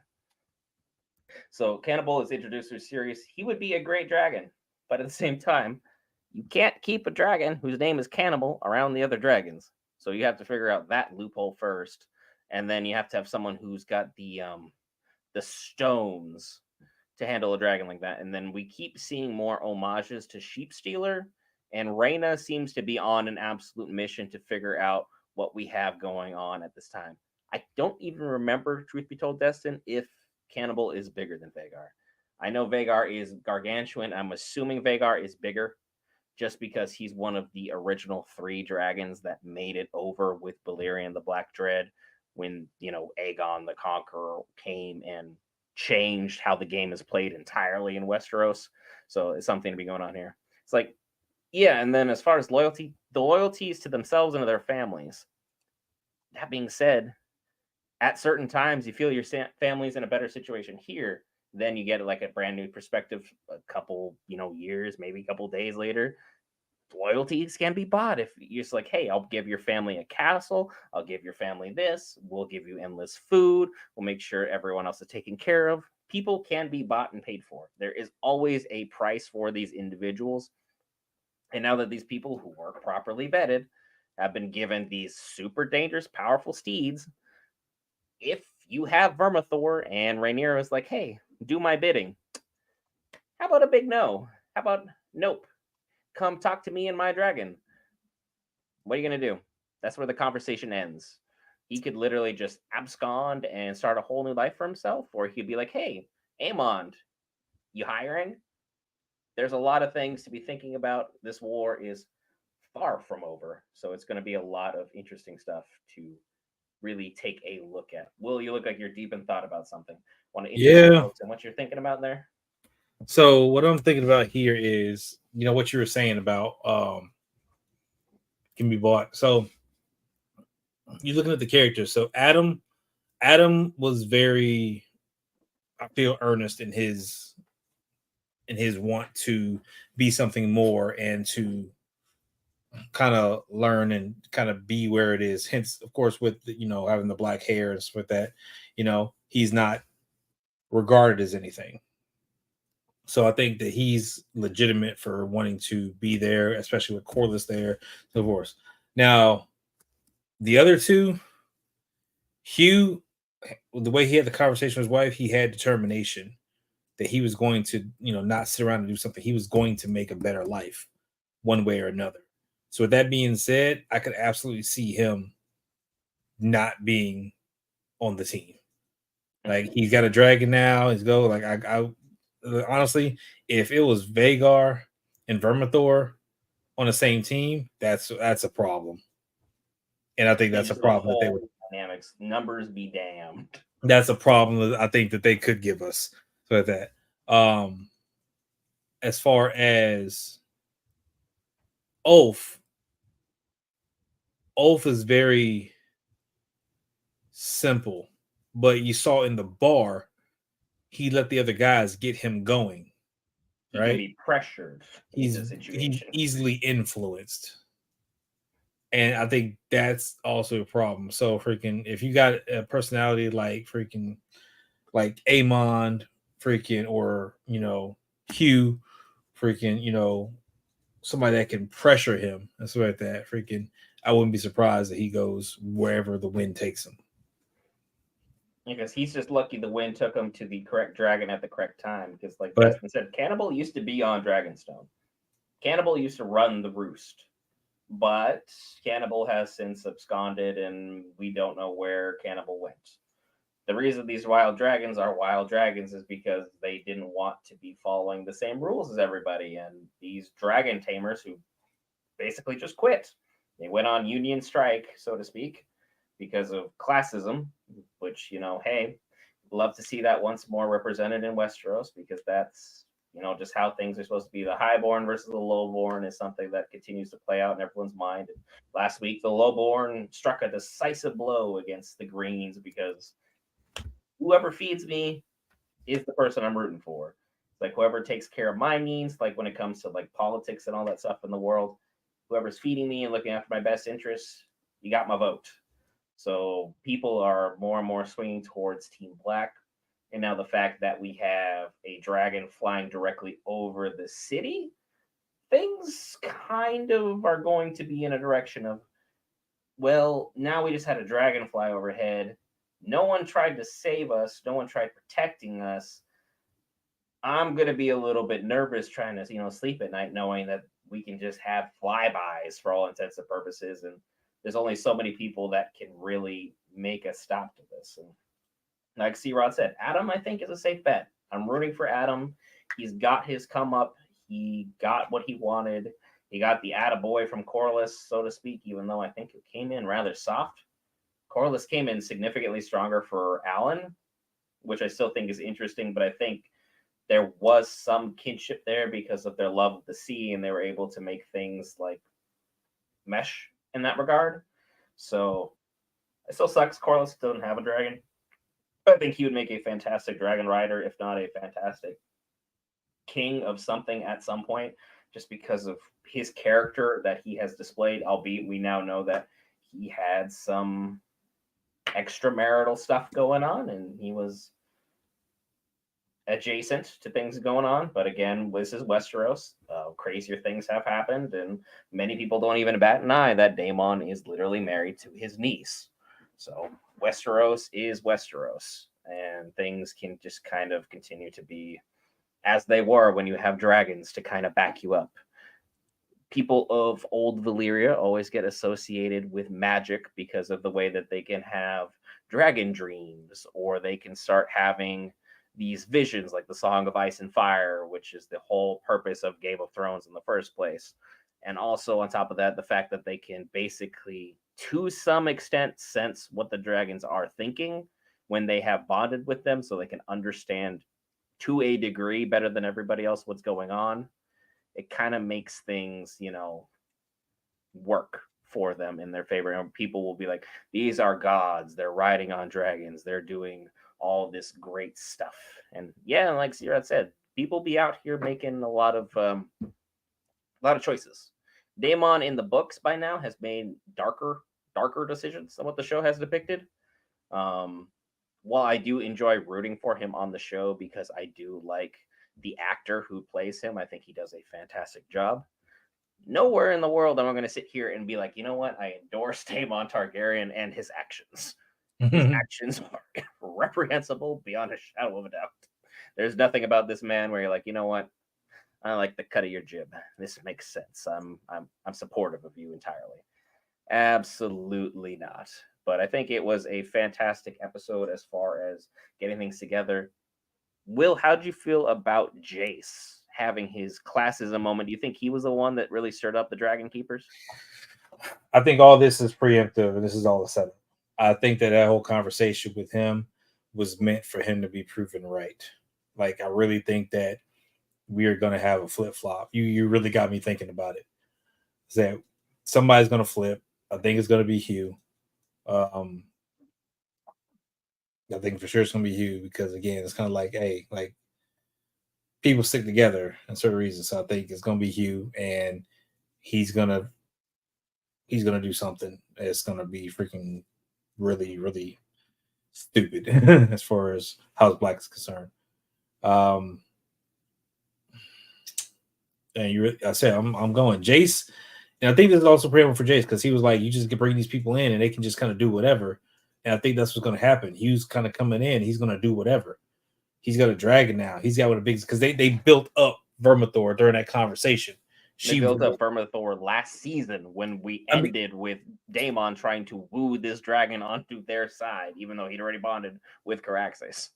Yeah, freaking. So with that being said, so I think Hugh now has that information about how Vermithor is or that. So I think that's going to be part of the problem. That's going to be part of the downfall.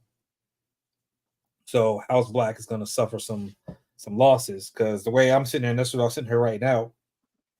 In my head, it's like you're going to have this kind of balance out where it's going to be freaking it's going to be a fight. It's going to be even numbers, I think, against each other. So I'm estimating a 5-on-5 dragon battle at some point.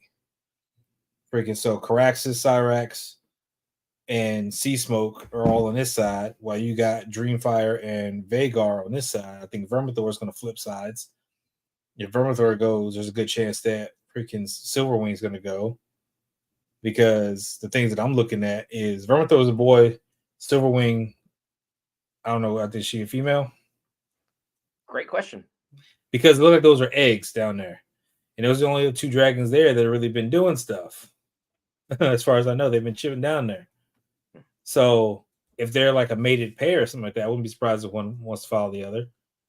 What's his name is easily influenced. Like again, my mind is just kind of going in freaking every which direction right now. I gave you too much string, and then I didn't give you. I gave you too much lead, and need to be like, hey, Raina. So Raina, I think Raina is freaking out there trying to figure out what's going on with that, and that's why I think freaking my little list here, stuff like that. I think she's gonna freaking woo Sheep Stealer. She's gonna get Sheep Stealer, which is gonna help even the playing field. So you think that my theory could have some credence that she's replacing Nettles? Yeah, freaking. So I think I don't know what Nettles does. Or I remember you said Nettles was the person that did something with Damon, but that's all I know about Nettles. I can give you a backstory on Nettles. Nettles in the books is a character who is one of the few black characters, so to speak, that rises to significant prominence. There is always Valyrians are. Let's just put it this way: they look a lot more like me than anything else. They look Caucasian. The Targaryens, Caucasian. It is that silver hair. It is purple eyes. That is everyone's whole shtick. They don't do the purple eyes in the show because they haven't found purple contacts that don't irritate people's eyes and like make them look all bloodshot. So that's why they went away from it. Nettles is someone who is lowborn, basically out there doing nothing, mixed parentage, and she runs into Sheep Stealer. And day by day, she offers a sheep to Sheep Stealer, and then she would just kind of bug off. She kept doing this day after day after day. Long story short, eventually one day she didn't offer a sheep to Sheep Stealer. Sheep Stealer was just kind of like, normally offer me food, what gives? And then she went up and touched the dragon.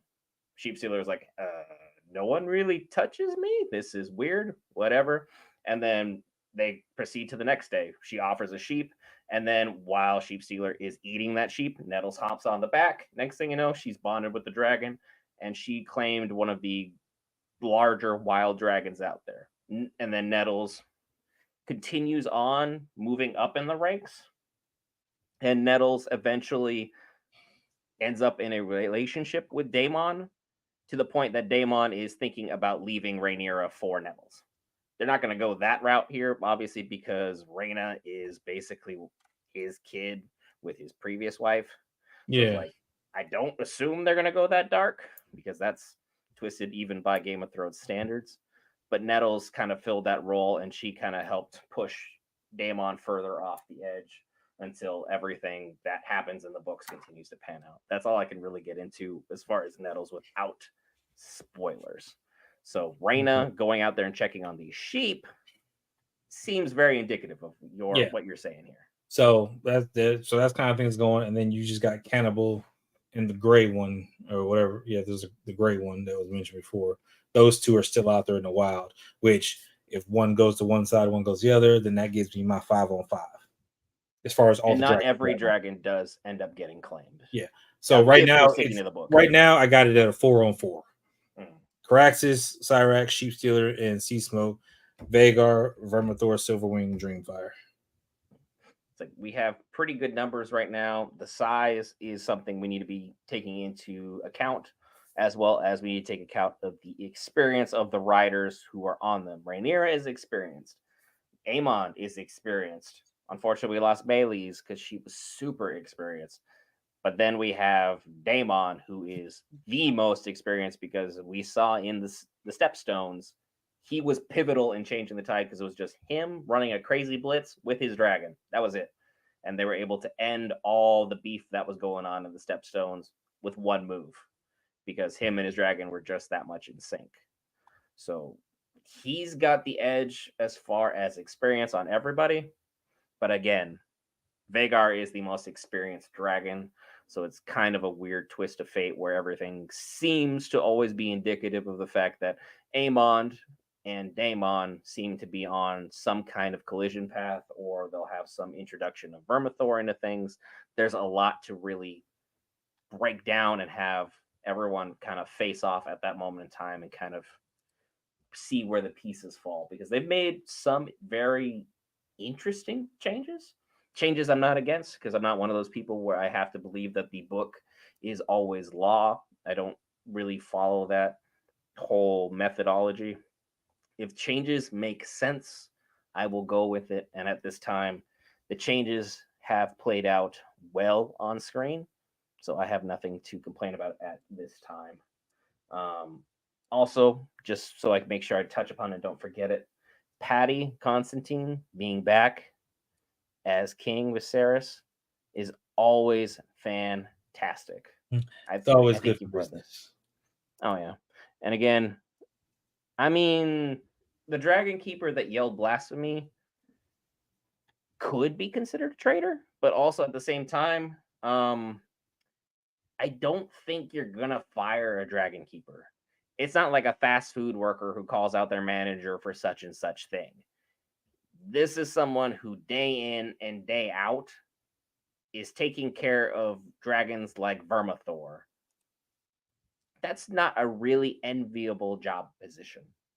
It's kind of hard to find replacements on a moment's notice, especially the fact that they were having the full conversation with Rhaenyra in High Valyrian. Mm-hmm. How many people do we know of who have A, dragon experience, and B, High Valyrian experience? Mm-hmm. Very small list, unfortunately. So you can't just go out firing people to the fact that they quit. You can tell that classism and elitism, as far as dragon riding, very, very much exists. And it is ultimately one of, I think, the greatest writing techniques that George has put for the Targaryens. He showed that they're human, but also shows that the Targaryens always, almost always, believe they're above everybody else's opinion because, hey, we have magic and dragons, which makes us automatically better than everybody else in the populace. But again, as we know with Game of Thrones, everything can be leveled at a certain moment in time, and this particular war is the largest single cause that caused the Targaryen dynasty to end up where it did by the time we got to Game of Thrones. And we'll get a couple other spin-offs like about Duncan coming up here shortly that I'm excited to see how we address things as we move forward in Westeros for all of our fantastic characters, because this has been a fantastic series. I genuinely think we're going to get at least a third season. Right now, it looks like we may get a fourth, and I'm going to be honest, I don't think we necessarily need four, because in the books, the war only lasts 6 months, and then there is just fallout post-war that we have to deal with at that time, where we get the full culmination of events, because there's going to be a lot of big changes continuing with Team Black and Team Green as things progress. But I don't want to get too much into that. So there's a lot of moving pieces, and I want to make sure Will's got the proper amount of string so you can have your theory crafting, and all you amazing viewers who've been hanging out with us for the live streams can continue to watch and enjoy this without me sitting up here dropping spoilers, because that's no fun. I don't enjoy that. I think that they can play out. I think if they start the war, I think they'll get it started. The war has started. It's just, yeah. I mean, I think they'll get like the fighting started. Next episode, it's the finale, so I got to do something big. So we'll see what they do. I think that they'll probably. So I think if they do the heel turn, so to speak, with the dragons, It could happen next and stuff like that, which would benefit them, not have to do with the training. But then you can go into season 3, and season 3 be the complete war, and you can end it on that note and be done with it. And that'd be a great freaking end. And if you do a season 4, freaking, then maybe you can cover the aftermath if you do it that way. I'd rather not. I'd rather we finish the war because we know how it kind of ends up.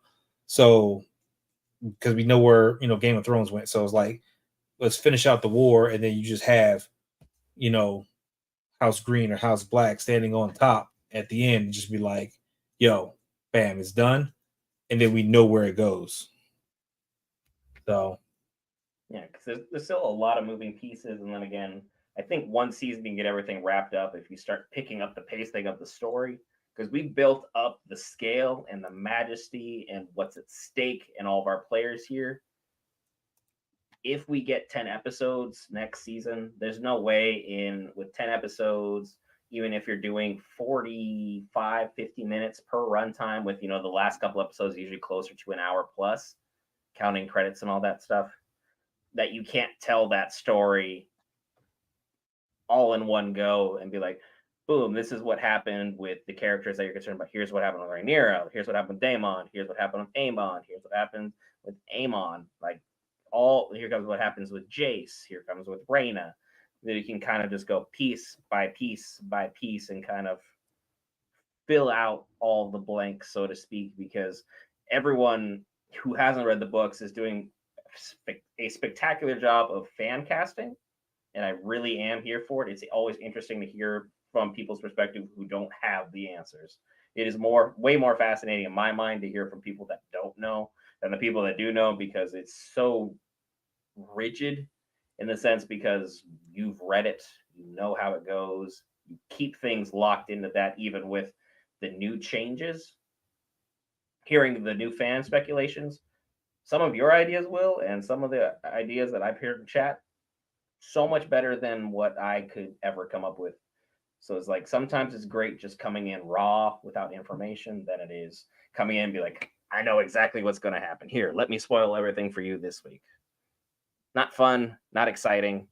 I like the theory crafting that can be done and how people put these pieces together and told a great concurrent story. And I think this season, is a little bit better than last season of House of the Dragons, personally. Even though I do think we've had episodes that are painfully slow. This one was not one of them. I think next week we'll finish up strongly and we'll be good to go. I think it followed much of the same pattern that The Boys did, where there was a couple episodes where you're like, yeah, this is slow. Like, we could have done 2 or 3 more things this season than what needs to be done. But I think this just seems to be a popular thing amongst shows in general. So even with great shows, you're going to get a dud episode here or there. Not every episode of Friends was a banger. Not every episode of Game of Thrones in the early seasons was a banger. Dang near close, though. So for those who haven't watched like the early seasons of Game of Thrones, the first 4 seasons are probably the 4 greatest seasons of television I've ever witnessed. And honestly, I think if we had our channel back then, it would have been so fascinating to see how the story went live with you, the viewers. Maybe at some point we'll do like a watch along for like all the other seasons of Game of Thrones, but at this time, I don't think we have any strong plans for that. I'm just sitting here just giddy because we're seeing a lot of dragons be put into place. And look, I'm one of those biased viewers. If you give me big explosions or big monster battles or big dragon fights, I'm usually happy. I'm pretty easy to please in that regard. Not exceptionally difficult in terms of making very, very happy. So right now, loving where the show is going. Love what we got going. Anything else you wanted to discuss, Will? no, I got nothing else right now. All right. So at this time, guys, you know the drill. We will have more significant details about the 1,000 subscriber giveaway here shortly. I think you're still finalizing details, Will. Yeah, so everything, the giveaway is going to go live for the month of August. We will have everything fully set up and push forward for the season finale of Game of Thrones. Everything will be listed there, and on how to enter, what will be given away and stuff like that, and give you a heads up right now. It's gonna be, a couple things, a couple of Funko Pops and some other miscellaneous items that we have collected for stuff throughout the season that we've reviewed, and everything going on throughout the past year. So that's all the stuff that's gonna be going forward. As soon as I get everything finalized, set in there, it's gonna go live. So look forward to that for the season finale of the House of the Dragon stuff. And I'm sure we'll have a follow-up post in the community post, so keeping your eye on those. So we'll have that, all the finalized details probably following that live stream. So if you don't make it, again, we hope you watch with us. But again, if you don't happen to catch it, because whatever reason, we'll have all the details in the community post. And like Will said, we'll have all those good details so everyone knows how to enter, all that good stuff. In the meantime, sure, hit that lovely red subscribe button. It greatly helps us out, and we have been so blessed by you, the viewers, for coming along on this fantastic journey with us throughout Westeros. Next time you will be seeing me will be for Kite Man's next exciting episode, or it'll be for Batman Caped Crusader. Still deciding on that. Let us know your thoughts in the comments or community posts, which ones you'd be more interested in. I believe they drop same day. I think the Caped Crusader is dropping a full season, though, but that's whole nother debate. You'll be seeing Will next for some more theory crafting he has pertaining to RDJ as the one and only Victor Von Doom. That's all for us tonight. Thank you for watching along. We'll see you in the next one.